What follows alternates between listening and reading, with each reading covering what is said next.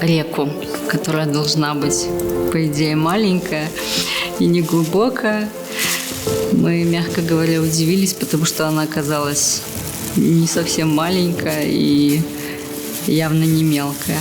На раздумье времени не было, хотя за нами никто не гнался, нас никто не заметил, не увидели.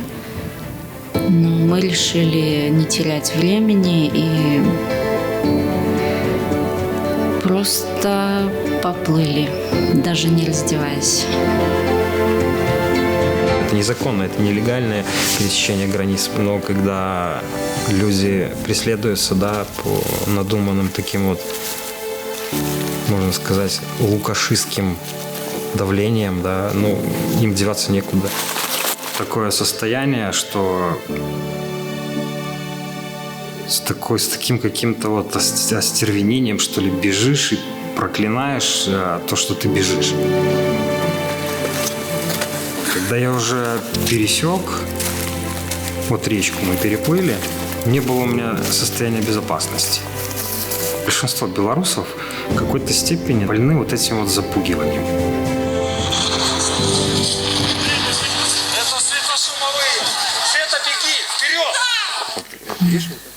Прикинь, все эти люди, всех этих людей будут судить. Когда уже закончили стрелять, когда там сразу так стемнело быстро, я увидела какую-то женщину, у нее обгорела вот здесь вот щиколотка от гранаты. И я начала ей перевязывать. У меня с собой аптечка была, я всегда с собой на все марши носила аптечку. Я достала бинт, начала перевязывать. К нам подбежал какой-то... Где ты нашла эти пули? Я сбегала, быстренько пособирала эти пули. Там их много-много лежало на это. Я просто взяла одну такую, одну резиновую, одну пластмассовую. Мы бежали из Белоруссии, потому что была угроза ареста. У Александра было уголовное дело тоже. Его судили, выпустили из зала суда, а я была подозреваемой по уголовному делу. Скорее всего, выезд запрещен, и через контрольно-пропускной пункт я бы просто не прошла. Поэтому, естественно, пришлось нелегально покидать родную страну. С собой мы брали просто по рюкзачку одному. В этом рюкзаке там полотенце, мыло, паста, щетка зубная и документы. Такие документы, которые будут подтверждать, что у меня есть уголовное преследование по политическим мотивам. На той стороне уже пограничникам сказали, они у нас спросили, где вы собираетесь жить.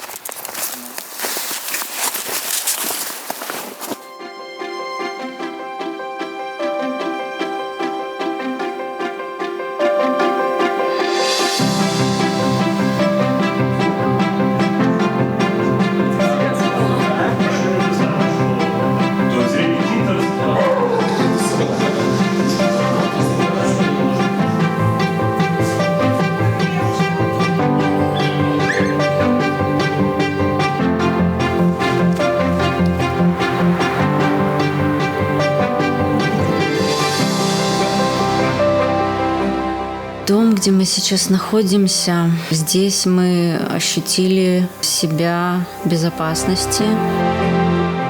О нас позаботились, нам дали одежду, нам дали еду, нам дали крышу над головой. Это самое основное, что нужно человеку, когда он остается беспомощный. Кто-то принес нам сюрприз. Опа! Я здесь нашла вплоть от нижнего белья до верхней одежды, обувь, предметы гигиены. Есть стол большой,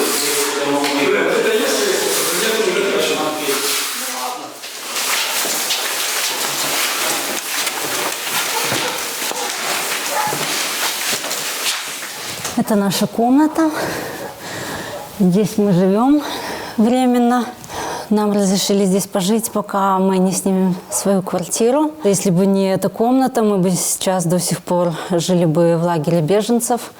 И потом, честно говоря, не знаю, что бы мы делали. Ну, наверное, снимали бы какой-то хостел, жили бы там, искали белорусов, которые здесь. Привыкаешь, и становится вот ощущение уже комфорта. Потому что действительно это все помощь бесплатная. Вот люди отсюда, когда уезжают, они оставляют и то, и то. Либо когда они уехали, уже прижились на новом месте где-то, да, они привозят сюда что-то, чтобы помочь там людям.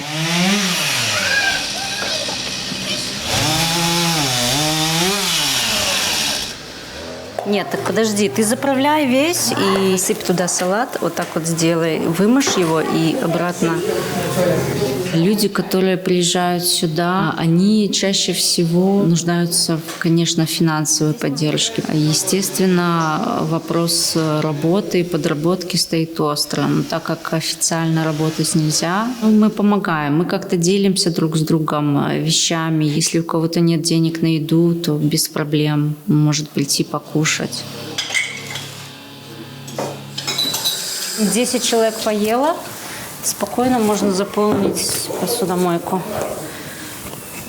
Ну, вместе с той посудой, в которой готовилась еда тоже.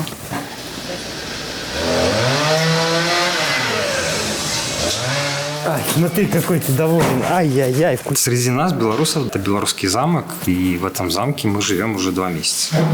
3-й месяц пошел. Нас никто не выгоняет. Хочется оставаться здесь, продолжать как-то помогать. Снегом замело, да?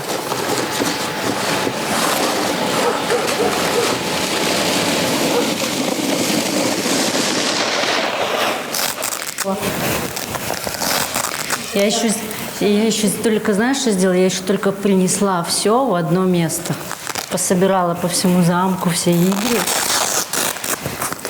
Вообще не готова. Еще надо подготовить эти для рисования все. Это для игр на полу.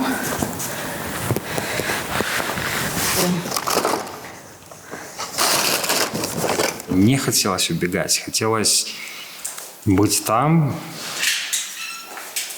Ну, возможно, сыграла роль смерть моей мамы, пока я сидел в тюрьме. Немножко это меня морально подкосило, потому что у меня остался один папа там, вот, пенсионер на группе, и сын. Было состояние злости, что вот я не могу ничего там сделать.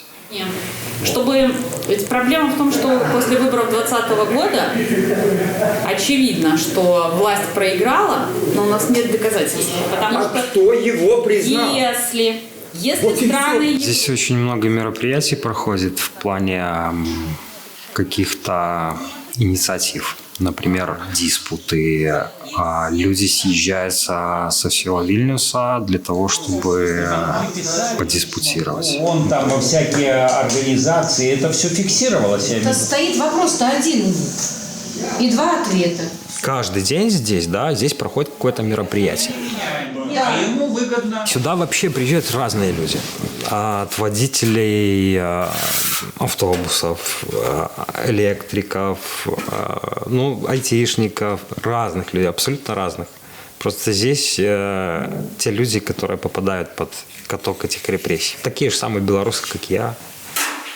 Если бы не было допомоги, как бы люди бы там зависали бы на этих лагерях вот, беженцев месяцами. Ну, вот, пока не найдут какое-то жилье, пока их кто-то там не приютит. Если бы не было вот этого замка, да, пришлось бы искать как-то какую-то работу, хотя пока ты находишься в ожидании статуса, ты не имеешь права официально работать. В этом доме несколько комнат, 3 больших комнаты. В них могут размещаться одновременно в каждой комнате от 1 до 3 человек. А сейчас, в данный момент, здесь около 10 человек находится. Да, это плохая. Все, тогда это сжигаем. Смотри на это. Нет, это оставим, знаешь, на какую, если она попрочнее, то это будет для обуви. Это все привозят белорусы, которые здесь уже либо давно живут, либо тоже только недавно приехали, но уже обустроились и теперь могут помогать другим белорусам, которые приехали только что. Либо литовские друзья нам помогают, которые здесь живут, они знают об этой организации от Допомоги и знают о том, что белорусы прибывают, и все эти вещи, которые нужны, они привозят. О, отлично. Детский сад. Эта идея возникла совершенно внезапно, когда у нас здесь проходят какие-то встречи или обсуждения, или концерты. Родители приходят с детьми. Они говорили, что вот, как жаль, что мы можем приходить только в воскресенье. Мы бы хотели приходить чаще. Здесь будем играть с детьми, которые совсем малыши, например. Тут вот в этой коробке совсем для маленьких, там цимбалы и все такое. Такое вот. Такая родилась у нас идея. И сделали объявление, пригласили деток с родителями. Ну и первое занятие, не знаю, как оно получилось или нет, но дети просто ошалели от пространства.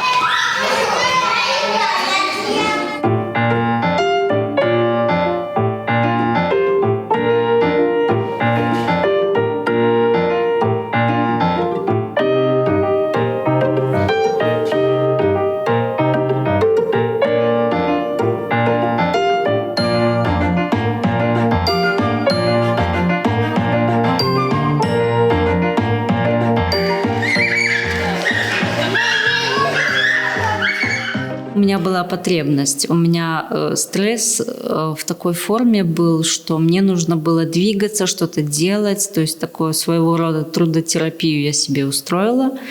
И через эту работу я справлялась со своим стрессом. Не, там самый сложный. Четвертое. Альбьорнас и студентас. Ты правильно или неправильно? Мы еще хотим учить литовский.